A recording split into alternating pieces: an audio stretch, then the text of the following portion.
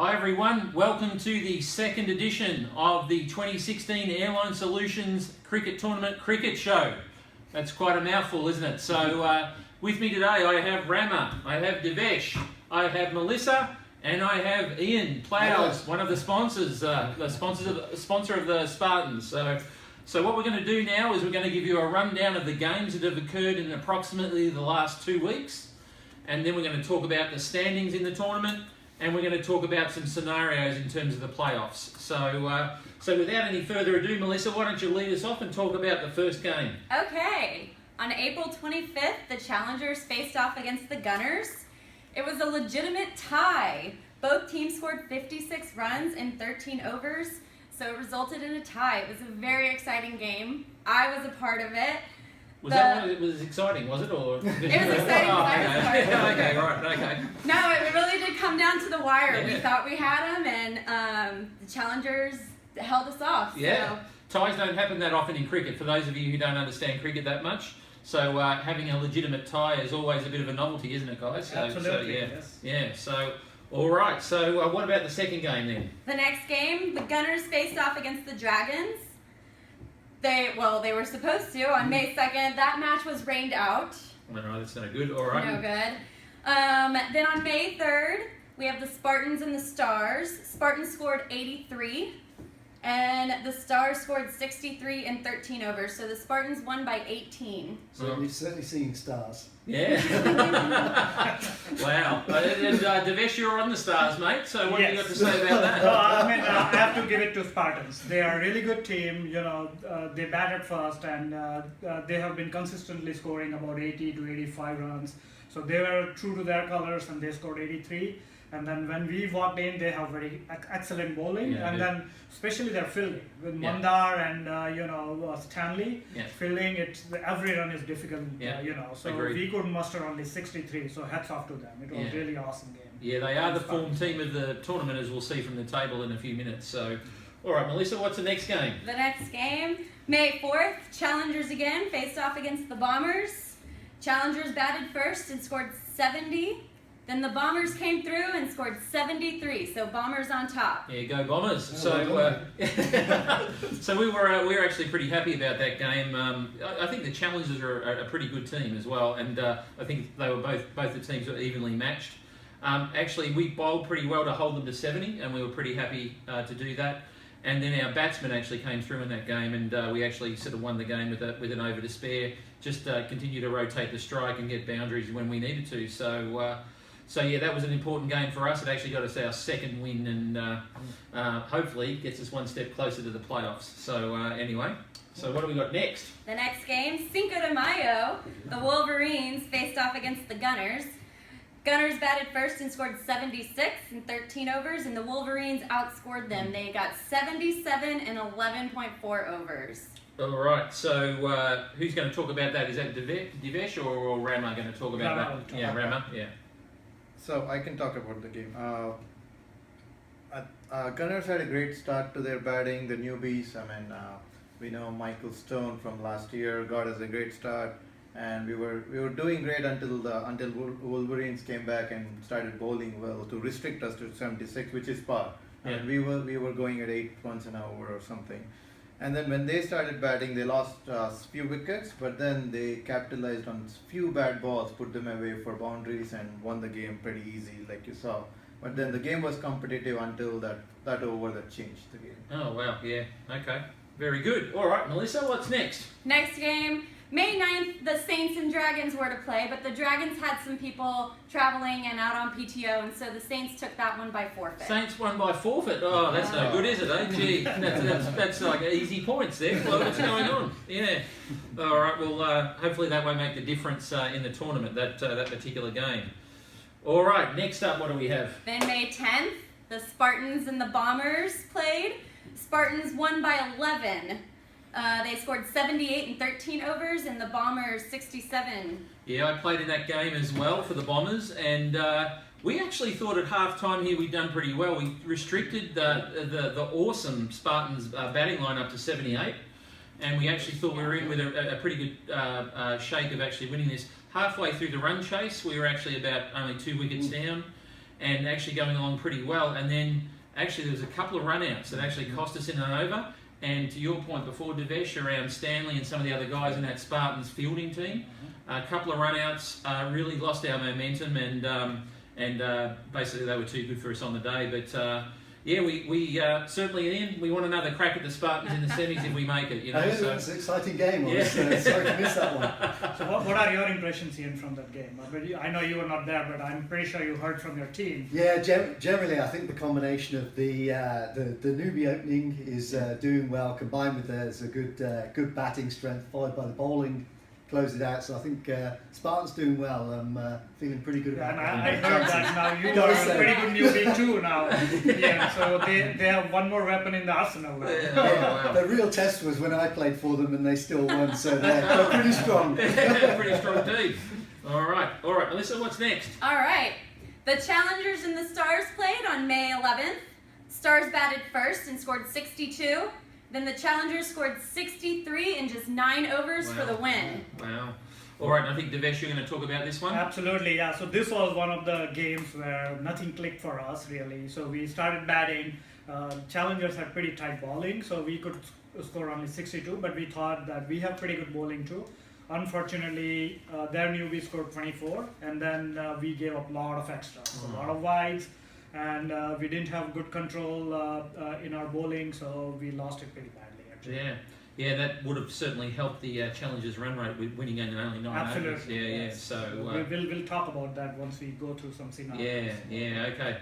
All right. Last but not least, Melissa, what do we got? Last but not least, the Wolverines faced off against the Dragons.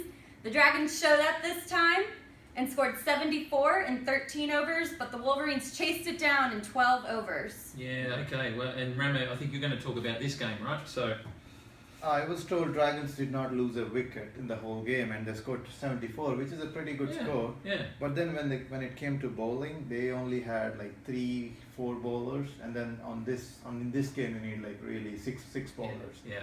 So they were competitive. I think Wolverines needed 14 out of 16 balls or something. So it was competitive until then, and that's when they did not have bowlers, and then just Wolverines hit the ball out of the park. Yeah, I heard RJ finished it off pretty well for him. Was that right? That's right. Yeah, I mean, he is He's the getting captain. in form just at right time. He's their main batsman, and he is seeing them through in the last few games. Yeah.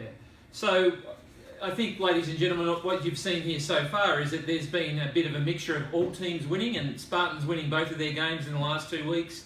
The Dragons, unfortunately, probably the only team that have lost or forfeited games in the last 2 weeks. What does that mean from a statistics perspective? Ramo, you got some statistics on the tournament so far? Okay, I'm gonna pose these statistics and ask you guys what it would mean. Ian, what would 22 yards mean in cricket? Oh, I don't know. Length of the wicket. Length of the pitch. Yeah. So it's the official pitch length. And what we found out was Hemant, the referee, and he's in the league. So he brought a big measuring tape, and he found out that we were playing 19.5 to 20 yards of the pitch. So so we made it 22 yards, and that made some difference, right? So now the pitch is a little bit longer. It takes little bit more effort. Yeah. So that was a big change in the tournament. I think going forward we would be playing 22 yards of cricket. Got to be a little bit more accurate when you bowl, right? So yeah. A little bit further to run as well. Yeah. A bit of lazy. Right. Melissa, what do you think this number is? 4 games. 4 games left? No idea. Okay, so 4 games were washed out this season. Ah. So, I mean, they were washed out. Weather's been cooperating. Yeah. I mean, it's been wonderful weather. Some of the days it was 70s, 80s, wonderful weather. Unfortunately, the rain comes with it. I mean, so weather's been great. It's been warming up, but overall we've had a nice season compared to last year, where a lot of games were It washed was out. rained out with that wet May that we had last year. I thought you were going to say that 4 meant the number of games to qualify for the semis. Oh, Yeah. So 4 wins anyway. Yeah. And so, that works too, I guess. Yeah. So yeah. But, The next one's really important. Divesh, what do you think 10 players means? Well, those are the number of wickets you have for a game. So you have 9 wickets. So you have to make sure that you don't lose 9 wickets. You play through all the overs and score as many as you can. Okay. It is also the number of players we have on the field Yeah. on this ground, and teams have been getting those players, and that's how Bombers, Wolverines turned their season around. Initially, they only had 7 or 8 on the field, and now they have 10, and that's how they have been racking up the points, Yeah. getting those 10 players, 11 Yeah. players into the field. Yeah. So Rama has a very good point. So participation is the key, right? If every player shows up, that team has pretty good chance of winning. So please encourage your teams to show up and play. Okay, that wraps up the numbers segment. All right. So with all the numbers and the results, let's move to the table. So Melissa, what have we got? Let's go from first team to 8th team as it currently stands today on what is it, the 13th of May? Friday Yeah. the Friday 13th. 13th. Friday the 13th. Yeah. Well, we know that the Spartans are out on top right now. Good job, guys. They have won every game. They have no losses. The Wolverines close behind them. And then the Challengers and the Bombers wrapping up the top 4 right now as it stands today. Then we have chasing the playoffs, the Saints with 2 wins, and the Stars right behind them. The Gunners still have a chance. My They do, Gunners still yeah. have a chance in there. Yeah. And the Dragons wrapping up as the final spot in the last place team. So let's break this down a little bit further, guys. Sure. So like we've got Spartans on 10 points. You get two points for each win. Spartans are into the semi-finals. They've already qualified. They're in. Yeah, so they're done. Very strong team. Wolverines on 7, so they've got 3.5 wins. Actually had some good recent form, guys. Yeah. Absolutely. And Yeah. if they win their remaining game, they are in. Yeah. Okay. So they've got 1 game So left. for them, they control their own destiny pretty Yeah, much yeah. at this point. Yeah. Challengers again. I think the Challengers are definitely a competitive team as well, and they've had some recent success. They're on 6 points at the moment, so essentially 2 wins and 2 ties or washouts. They've probably need at least another half win to a win to qualify. What do you think? Well, for them, even if they win, they need a lot of help, right? Yeah. So because Bombers and Saints, along with Wolverines, control their own destiny. Yeah. So if they win out, they are in, and Challengers are looking outside. Yeah. Yeah, you can rest assured the Challengers won't get any help next week in our game against the Spartans. Wow. Trash talk. The Spartans are the wrecking ball of the competition. And yeah, the Bombers sort of rounding out the top 4 for now. Let's say it's just for now. We've still got 2 games in hand, and we do sort of control our own destiny. We've got to win, I think, at least one of those games, 2 to really make sure we go through. That's correct. So now Yeah. Bombers are playing Wolverines, so one of them is going to lose unless there is a tie or washout. But so Challengers have a good chance to sneak in because that's a game which only one winner can happen. Yeah. And then we've got the Saints and the Stars. They're both still on 5 points. And the Saints have still got games in hand here. So They have 3 games left. Yeah, So yeah. Rama, what do you think about Yeah. Saints? I think Saints just have to win 1 or 2 of those 3, and then they're in. I think yeah, they have a good team. The Saints have 1 game against Spartans, so Yeah. we are hoping Spartans won't help any other teams. They will win out. So So you Stars know, will be the stalking bulls. so we are hoping that Spartans win out, at least from Stars' perspective, and we need a miracle, right? Our run rate is pretty bad. yeah. So, we need to win big, and we want other teams to lose big, to win. Yeah, I think your game next week is against us, right? That's So, right, so, yeah. so you really have to beat the Bombers on Wednesday next week to qualify, That's really. correct. Yeah, and then hope other results maybe fall your way. So I would say Stars at this point, it's pretty remote. Mathematically, yes, we are alive, but I don't think we'll make it. Yeah. And then last but not least, I think of the teams that could potentially or mathematically qualify. The Gunners, they're only on 3 points at the moment. They have 2 games. They'd have to win both of those games, wouldn't they? Absolutely, Yeah, and yeah, then hope yeah. for some help. So, Yeah, yeah. So they're pretty interesting scenarios. I mean, Sounds like We're gonna try. Melissa and Rama, what do you reckon about that? Come on, So, Just 2 wins. I mean, Yeah. 2 big wins. We're in there. yeah, yeah. We'll be beating Bombers, who are also in the mix. Yes. We'll see about that. So all right. So any final thoughts, lady and gentlemen? What do we think? So Spartans the team to beat, and there's no doubt they've done nothing wrong so far. You can start with Ian, probably. Yeah, what do you think, Ian? So you're pretty happy, sort of, you obviously, Pretty happy. So, but good luck to all teams. It's been a lot of fun. yeah, Echo the earlier comment. Good turnout's key, and it's Yeah. a lot of fun for the teams that are playing. hopefully the crowds will start to build up in the semi-finals and the final too as well, yeah. So yeah, look, really from second place all the way down to 7th place at the moment, there's some sort of at least change in the order that's possible, and teams potentially qualifying that aren't in the 4 so far. So I know Ian's rooting for the Spartans. Melissa, who's your tip for the tournament at the moment? Is it the Gunners still? Well, yeah, I play for Alright, the Gunners. Okay. Yeah, I'm alright. having a great time. Yeah. 2 more games, 2 more wins. Roman and I, Yeah. we're gonna take the Gunners. We got them. Yeah. Now, obviously, I'm for the Bombers. I actually, we've got to break it into 2 seasons. I think the first mission is the Bomber mission is to get into the semi-finals, and then obviously you reset for the semi-final and hopefully the final. But look, I for what it's worth, I think the Bombers have got a good team this year, but you have to show up for every game, and you have to make sure that you play well in each game, right? So yeah.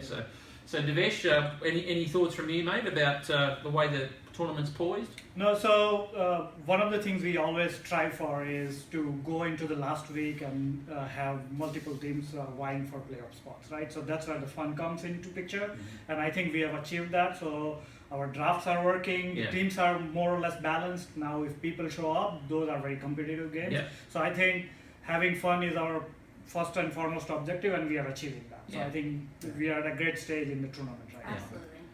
And last but not least, Rama. So any final thoughts from you, mate? Yeah, I mean every team has a road to playoffs. It's just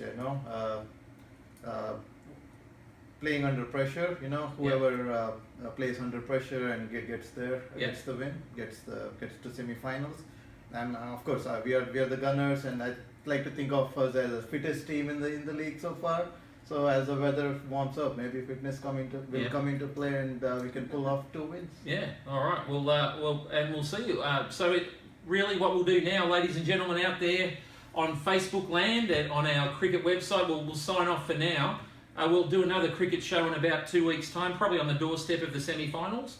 At that point, we'll actually know who's in the semi-finals, and maybe we can start to have some predictions about the games. And up until then, thanks for watching today. We'll see you for the 3rd edition of the Cricket Show in 2016 in about 2 weeks' time. So bye for now. And don't Bye. forget to come for finals. We have something special for halftime.